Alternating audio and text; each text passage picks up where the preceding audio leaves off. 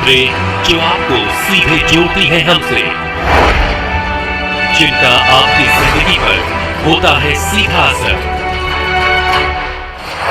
खबरों की वही तस्वीर,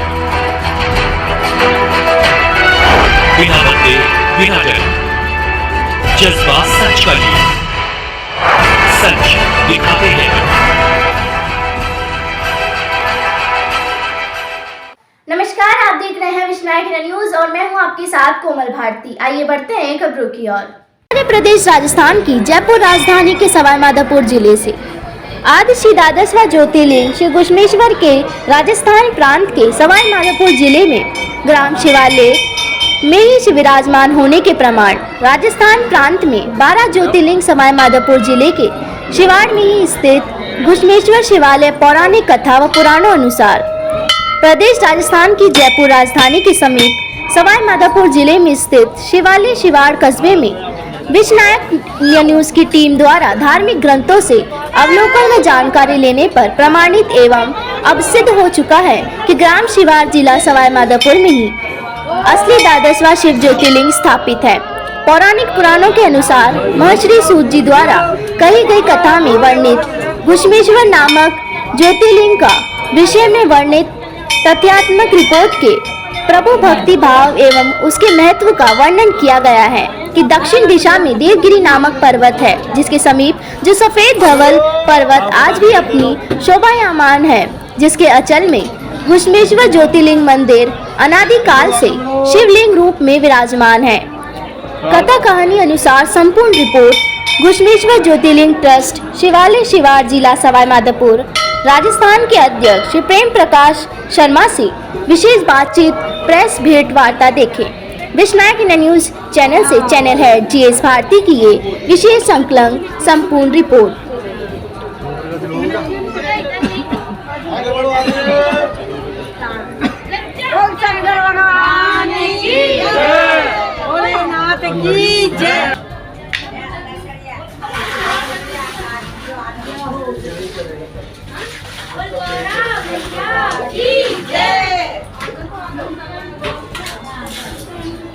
यहाँ पर की बहुत ही मान्यता है, जयपुर से समीप है और इस सरदा के पास कुछ मुश्किल 3 किलोमीटर है।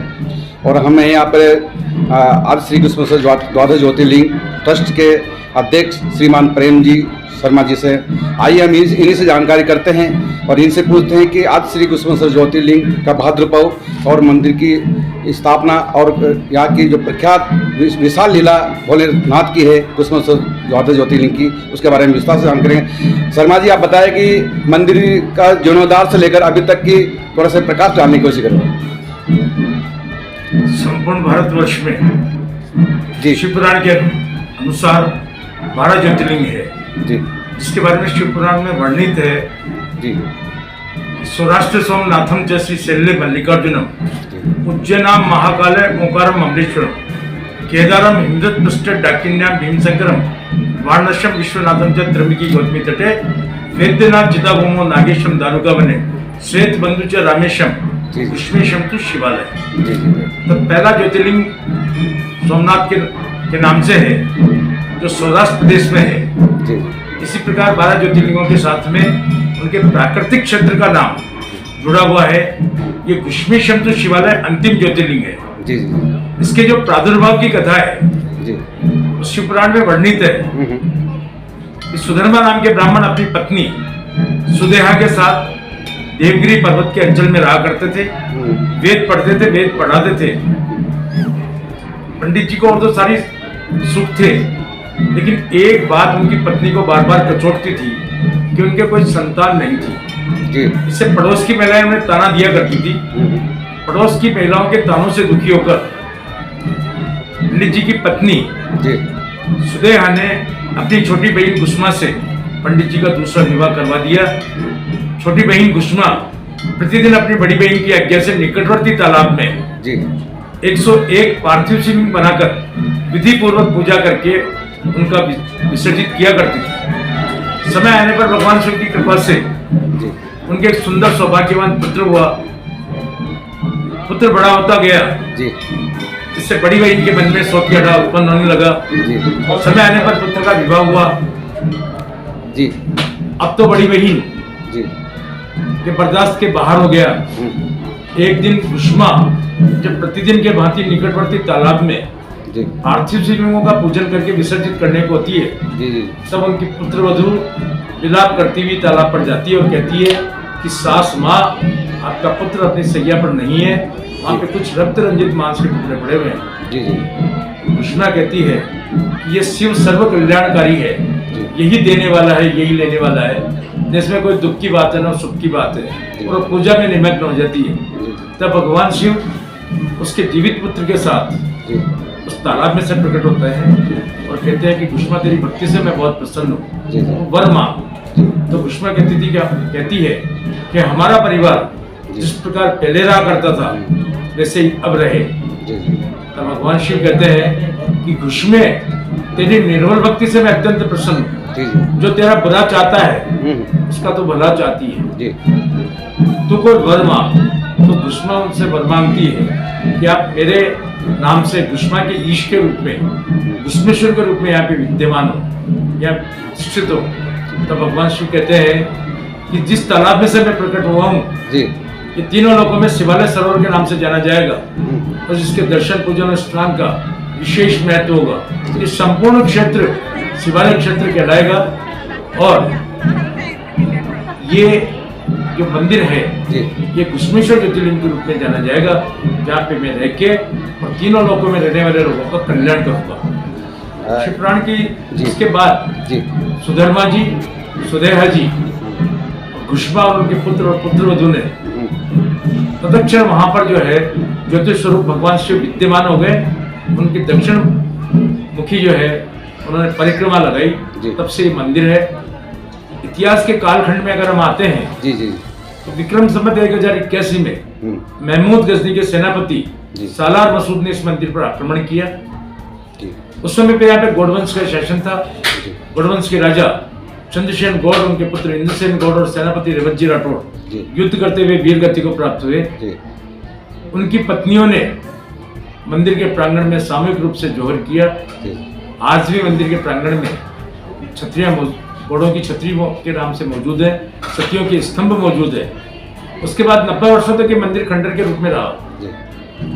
यहाँ पे सालार मसूद जो उसका सेनापति था, वो जब शिवलिंग के नजदीक पहुंचा तो उसे तेजमय शक्तिपुंज प्रकाशमान जो है हुआ, उससे घबरा के उसने सारा हाल उस समय पे अपने राजा शासक महमूद गजनी को बताया, जिन्होंने कहा कि आप तुरंत अपनी सेना लेके वहां से रवाना हो जाओ। वो वहां से रवाना हो जाता है। 90 वर्षों बाद में इस मंदिर का पुनः पता चलता है। कृष्णा नाम का जो व्यक्ति होता है पास का, उसकी गाय प्रतिदिन आकर उस खंडर के एक निश्चित स्थल पर अपने दूध से अभिषेक किया करती है। जब कृष्णा उसका पीछा करता है और देखता है कि कोई गाय का दूध भूत प्रेत या आदमी निकालता है, तो वो जब देखता है कि गाय वहां आकर एक खंडर पर अपने आप जो है उसके दूध का अभिषेक होता है, तो वहां पे बसेरे से बाहर करता है। वहां से रक्त की धारा प्रवाहित होती है और आकाशवाणी होती है कि कृष्णा तूने मेरे ऊपर कुठाराघात किया है, जा तू पाषाण का हो जा। कृष्णा तत्क्षण पाषाण का हो जाता है। जब गाय वापस घर पे जाती है तो उसकी पत्नी जानकी को ये बात पता चलती है। तो जानकी यहाँ पर आती है, भगवान शिव को अनुनय विनय करती है, प्रार्थना करती है। भगवान शिव उसकी प्रार्थना से प्रसन्न होकर उसके पति को जीवित करते हैं, उससे वरदान देते हैं कि जो भी कोई यहाँ पे आएगा श्रद्धालु, तुम्हारे परिक्रमा करने के बाद ही उसकी यात्रा पूर्ण मानी जाएगी। तो कहा भी गया है कि भगवान अपने साथ अपने भक्तों को बुझाता है। आज भी मंदिर के पश्चिम दिशा में कृष्णा खाती और उनकी पत्नी जानकी के स्तंभ मौजूद है, जिनके परिक्रमा लगाने पर यात्रा पूर्ण मानी जाती है।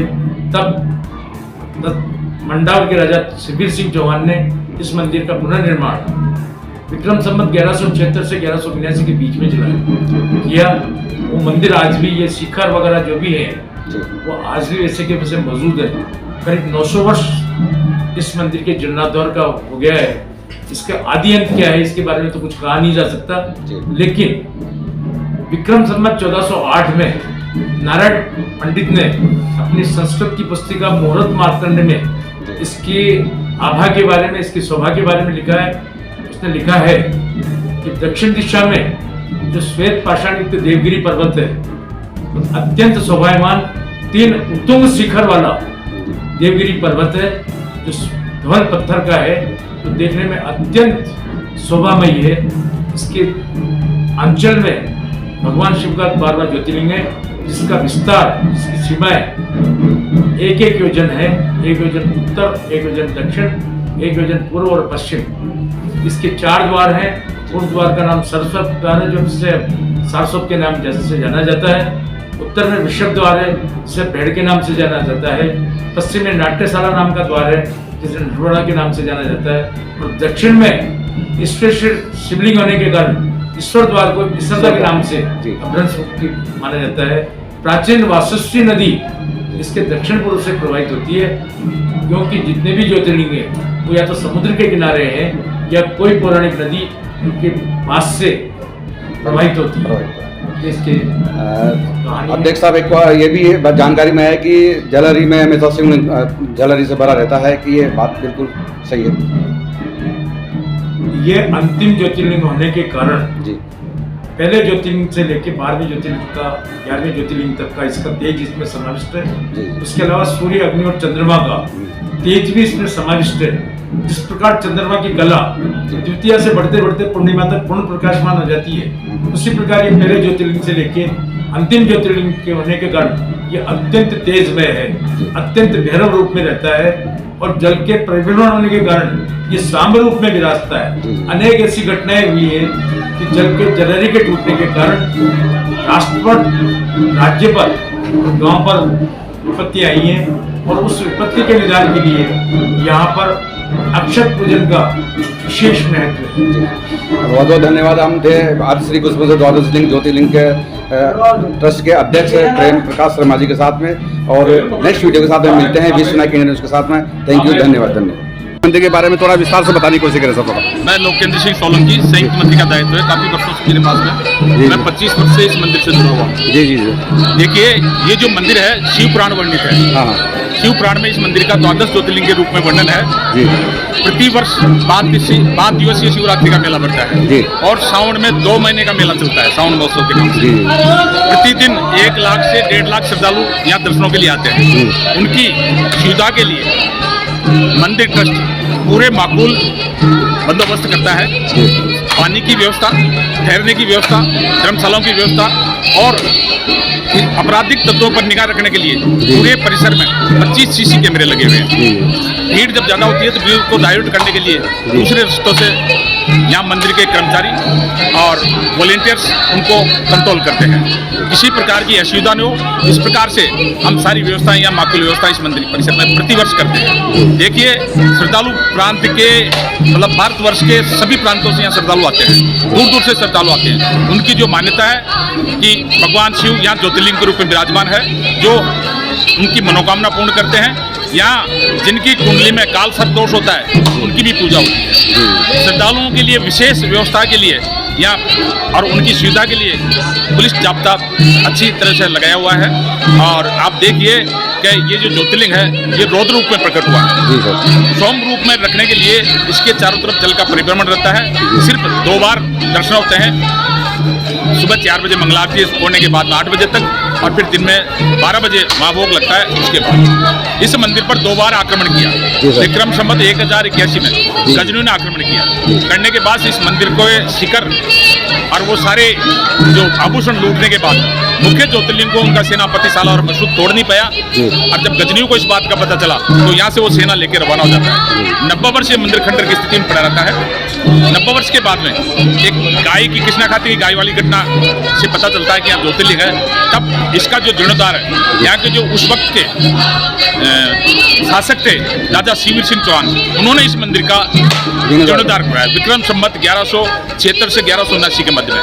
तब के ये शिखर और ये मंदिर तब के हैं। वैसे मंदिर तो काफी पुराना है, मंदिर का जिक्र तो शिव पुराण में है।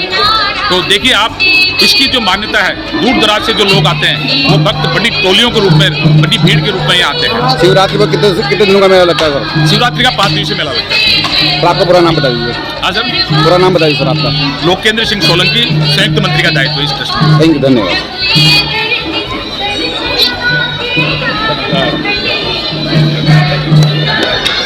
बढ़िया, सारे लोग हैं।